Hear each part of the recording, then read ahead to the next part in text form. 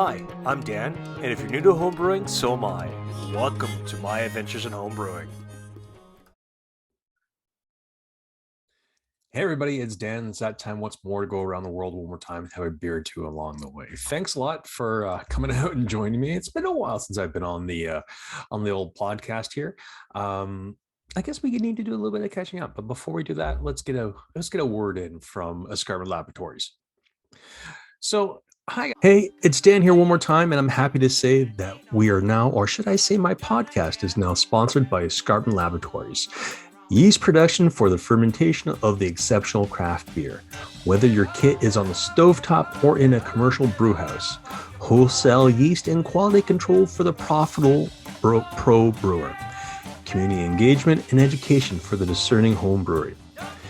If you are a craft brewer and you love using quality yeast, then you really do need to check out Escarpment Laboratories. Dan here one more time to say thank you to the great people over at Brewers Friend for the fantastic offer they've just given us. For all the new users of Brewers Friend, for their first year, you're going to receive 15% off. That's 50% savings on this great piece of software. And what is Brewers Friend? Well, Brewers Friend is a complete recipe designer, brew day planner, and journal. The details make the difference between an average batch of homebrew and a truly excellent brew that is repeatable. Brewer's Friend automates the details, guides you through the brewing process, and saves all the data. And how do you get all this fun stuff? Well, once you go in and you sign in and you go to sign up for Brewer's Friend, and to get that 15% savings, you need to use the promo code PODCAST. That's all you got to do. When you sign up, type in podcast for the promo code and you will get 15% off. Again, thank you to the great people at Brewers Friend for this, and I'll see you on the other side. Hi guys, thanks a lot for coming back. Happy holidays to everybody. Excuse me while I turn my hearing aids down. I'm kind of deaf. Yeah, so happy holidays to everybody. Merry Christmas, happy Hanukkah, early Kwanzaa, and all the other fun holidays that everyone celebrates. Yeah, it's been about a month since the last episode I put out, and I guess I need to explain why. Um, as much as I enjoy doing this, and I enjoy making beer, there comes a point in time when you need to take a break. And that break came for me this month where I was feeling a little burnt out. I was having problems trying to find guests and topics to talk about. And I don't know how many times you can beat a horse about stuff that you know about, but there's always something new out there that you just need to take your time to find. And sometimes taking that break is what's needed. So um, and that's what I did. I took the break I needed. I'm re-inspired. I do have a couple of guests I'm working on for an upcoming episode, which is going to be really, really cool. And I'm going to be doing, I guess, a little bit of a product review today. So a lot of us, when we're making beers and things, we love our hops, and depending on the style of beer will dictate what hop you use, how much of it you use, and whether or not you do something that's a little bit um, a little newer on the scene for homebrewers anyway, which is dry hopping. So what is dry hopping? So what dry hopping is actually taking your actual, say, your hop pellets or cones or your extract or whatever else it is that you're using, and during the fermentation process, introducing it into the fermenter, or into the bright tank, or however it is that you do your dry hopping. A lot of people I've talked to, we all agree with it needs to be in the fermenter, not the bright tank, because you want to control how much of the particulate and things like that are in that vessel, so it doesn't wind up going into your beer when it comes time for packaging and or bottling or whatever else it is that you do. So on a homebrew side, when you're doing it with, say, like a bucket or a carboy, you pop the airlock or pop open the lid. I mean, first you're going to spray it down with Star Sam. You pop it open, you put in your additions and close it up. Easy peasy. But doing it that way, you run the risk of introducing oxygen to your beer, which can oxidize it and make it go bad before you even get a chance to even try it. So now there are ways to get around this. And I'm not exactly sure how to do it for a bucket and or a carboy. But if you're using a stainless steel fermenter like I do, you're going to have some 1.5-inch tri-clamp ports on the lid or somewhere. So what you're going to do is that you're actually going to introduce them through that with CO2 being in there. But that's not always the case.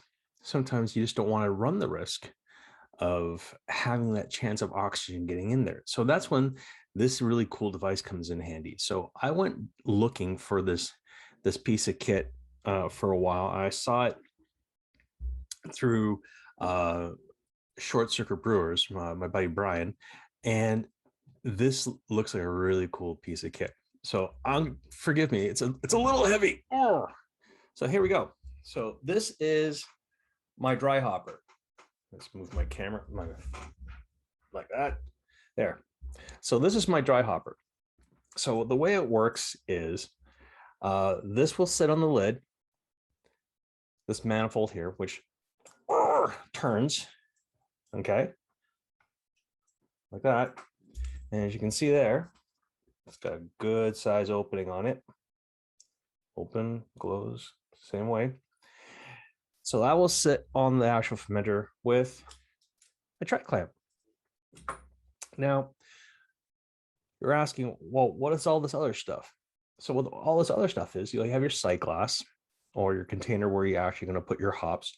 So what you do is you actually take off up here, the actual gas post, fill in the amount of hops you need, put the gas post back on. And as you can see, there's a PRV. Ugh. Let's see. There we go. Okay, there's a PRV right here. So with that, you're going to purge out any of the oxygen that you've introduced into your hops. So basically, you're going to CO2 in, pull, release, put in, pull, release, let it in. You know the drill. So with that, once it's all done, it goes like that. Make sure there's no oxygen or CO2 in there. Drop it in, goes in, close it. You're done. Oxygen-free dry hopping. Now, this is great if you have, like I have a spike conical, and it's one of the older ones where you only have one port on the lid. Now, you're wondering, what do you do if you have that? Well, if you do that, put this beast down. If you only have that vessel or that type of lid, there are a couple of hacks you can do to get around that, and might not be the most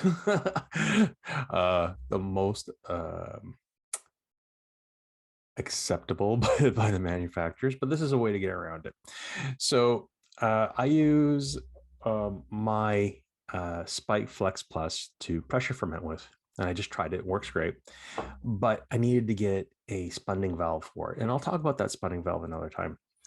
So, but I want to also dry hop while I'm also pressure fermenting. So there had to be a way to do it. So that's why I got the dry hopper.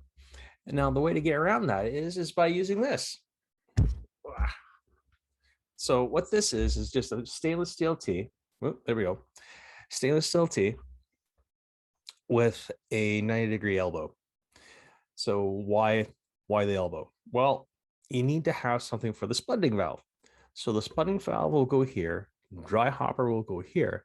So basically, it's still going to be a oxygen-free dry hop, but it's also a way for you to make sure that you're not screwing around with the spunding valve and anything else and losing any pressure. So what you're going to do before you start everything up, that sits on, you attach the dry hopper, and then you attach your spunding valve and let it be. So when it comes time to actually do the actual dry hopping, everything's all set up. Your valve is going to be closed, purge it, drop it, and you're not even going to affect the pressure of the actual of the fermenter, because you're going to be dry hopping while under pressure. So it's all going to be good. So that is my new kind of cool little piece of kit that I'm going to be using. Now, these are some of the things that, not everyone, you don't have to have these things. I get them. One, I'm a bit of a gadget geek. I admit it. I see something bright and shiny or something new, and I think, well, let's give it a try, and I will. And that's what I go with. But I've been wanting to try to get into dry hopping. I've tried a couple times and failed, but this looks, after reading about it and seeing Brian on Short Circuit Brewers talk about it, Brewers Hardware actually did a really good job at making these. It took a little bit of time because they build these to order. So yeah, it's well made. It's honestly, this looks like a really nice piece of kit. The only difference is, when you look at your the triclents that we normally use. So one's like this one here. This one here is the one I have. Like, I get it at my local homebrew store, which works really great with everything. And this is one of the ones I got from Brewers Hardware. For some reason, I don't know what it is, and maybe just me because I'm slow and old, but it seems not to want to fit properly on the actual fermenter, to the elbow and things like that. So you may want to just pay attention to things like that. Sometimes parts will work, sometimes parts won't work. The clamp is an easy thing to replace. It's only $5. So just be known. Let that be known. One of the, I guess, downside to this thing is it's so freaking heavy. This is easily like maybe 15, 20 pounds right here. This little piece of kit right here. So yeah, this is a significant piece of kit. So you want to make sure that when you're attaching it, it's attached properly and you're not taking any issues with it. So yeah, that's what's going on. So I am going to be working on some new stuff. I am going to be working on a new beer that I'm planning. I'm going to try, and believe it or not, a maple bacon donut stout. Going to try being the key word. So we're going to see how we do here. Then we're gonna do some barrel aging in. I'm gonna try and get my friend Ryan Packmeyer from Colorado to talk about barrel aging. I've had him on before talking about making big beers, but he's also the guy that talked to about barrel aging. So I'm gonna try and get him on to talk about barrel aging. I might reach back out to my buddy Dean and talk and see how he's going out at the malting company, and yeah, a few other things here and there. So this is relatively short. I just need to get back into the swing of things. So I hope all is good, guys. And it's Dan, and I'll see you on the other side.